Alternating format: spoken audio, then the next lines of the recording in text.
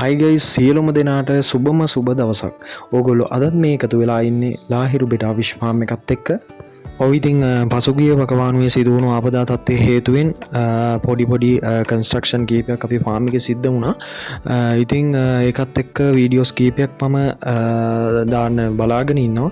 ඒකත් එක්ක ඕගොල්ලෝ මතක් කරලා channel එක subscribe කරලා තියාගන්න. වීඩියෝ එකට like එකක් දාන්න. එහෙනම් අපි වීඩියෝ එකට යමු. ඔයිතින් මේ 2025 දොළොස්වනි මාසේ මේ මාසේ ඉතින් දෙසැම්බර් මාසය කවුරුත් දන්නවා. ඉතින් ෆයිටර්ස්ලට පොඩ්ඩක් මේ කාලේ සීතල අධිකයි. ඒ වුණත් ඉතින් සීතල අධිකයි කියලා අපේ සේල්ස්මන්ස් නම් අඩු වෙන්නේ.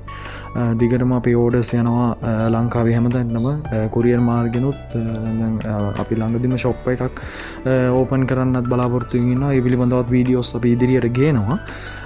ඉතින් මේ දවස්වල පොඩ්ඩක් අධික සීතලක් බලපානවා. ඉතින් බ්‍රීඩිංස් වලට තමයි පොඩ්ඩක් බලපාන්නේ.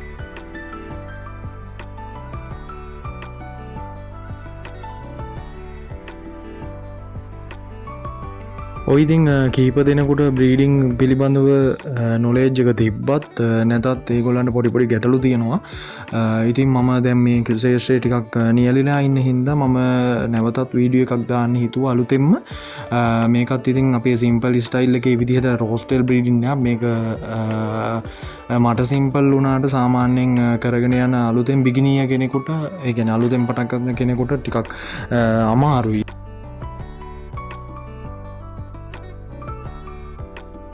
ඔයිතින් ඇතරම මේ බ්‍රීඩින් එකත් ඕගොල්ලන්ට පේනවා ඇති.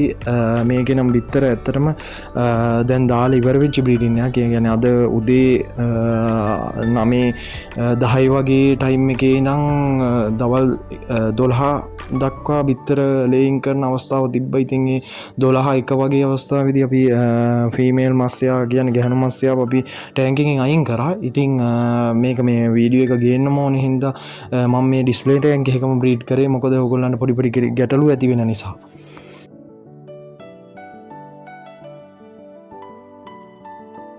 ඔයිතින් ගයිස් මම පසුගිය වීඩියෝස් වලත් බ්‍රීඩින් එකක් දාන හැටි කියලා දීලා තියෙනවා. ඉතින් ඒ පිළිබඳව නම් දැනුවත් කරන්න ඕනේ කියලා මම හිතනවා.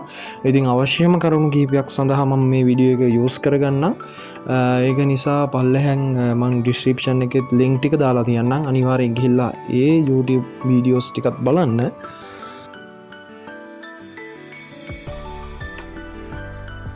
ඔයිතින් අපි බැලුවොත් සාමාන්‍යයෙන් බ්‍රීඩින් එක බ්‍රීඩ් වෙලා කියලා අඳුනාගන්නේ බ්‍රීඩින් එකේ ඔයගොල්ලෝ දාන උපස්තරී මතිනුත් අපිට අඳුරගන්න පුළුවන්.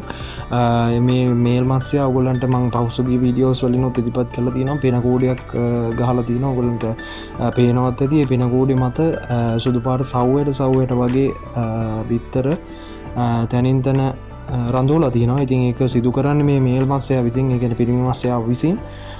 ඉතින් ඒක එයා ආරක්ෂා කරගන්නවා දවස් 2-3 අතර.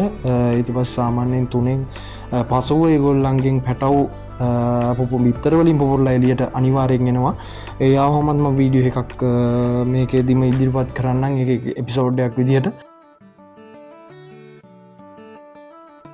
ඔයිතින් ප්‍රධාන ගැටලුවක් විදිහට මගෙන් ඒ කියන්නේ බොහෝ කීප දෙනෙක්ම විමසන ප්‍රශ්නයක් තමයි ඒක හැමෝටම සිද්ධ වෙන දෙයක්. ඉතින් කීප දෙනෙක් කියනවා අපි ගේන මේල් මස්යා පෙනකූඩ ගහන්න නැත්තේ ඇයි කියලා. ඒ කියන්නේ බ්‍රීඩින් එකකට දැම්මත් පෙනකූඩයක් හදාගන්න එකට කරුණු කිහිපයක් බලපානවා. ඉතින් කරුණු කිහිපයක් කියන්නේ සාමාන්‍යයෙන් පළවෙනි කරුණ විදිහට එයාට අපි අර සාමාන්‍ය බ්‍රීඩින් එකකදී ෆීමේල් මස්යාව ප්‍රදර්ශනය කරනෝනේ ජෑම්බුරුල් එක දාලා. ඉතින් ඒකෙදිත් ඒක කරන්න නැතුව නෝමල් ආකාරයට ෆීමේල් මස්යාව බ්‍රීඩින් එකට යූස් කරපුවාමත් ඒ ප්‍රශ්නය ඇති වෙනවා. ඔයිතින් අපි ඊළඟ කරුණට ගියොත් ප්‍රධාන වශයෙන් කියන්න පුළුවන් මේල් මස්යාව රැගෙන යන බ්‍රීඩින් එකට රැගෙන යන මේල් මස්යාට අපි ලබා දෙන්නේ ලයිව් ෆීඩ්. සාමාන්‍යයෙන් ඔයගොල්ලන්ට යූස් කරන්න පුළුවන් බ්ලඩ් වර්ම් සහ ඇපෙක්ස් යන ආහාර වර්ග ගැන ඇපෙක්ස් කියන්නේ වෙළඳ පොලේ ගන්න තියෙනවා ඇපෙක්ස් පවුඩර් කෑම එක ඒක යස් කරගෙන යන්නත් පුළුවන් ඉදිරියටම ඒ වනාට අපි යස් කරන්නේ ලයි ෆීට් නිසා එතනින් පහුවෙන් ගෙනනිච්ච බ්‍රීඩිය කෙනෙකුට ගැන මේක බෝකිරීමට ගෙනන මස්සේකුට ලබා දෙන ආහාරය මත පෙනකූඩ නොගැසීම සහ පෝෂණ පදාර්ථ මදිවීමෙන් මේ මස්්‍යයාගේ නිකුත්වන ශුක්‍රාණු ප්‍රමාණය මදිවීම හේතුවෙන් බ්‍රීඩිනස් එකක් සෞත්වීමට බලපාන හේතුවක් තමයි ඒකත්.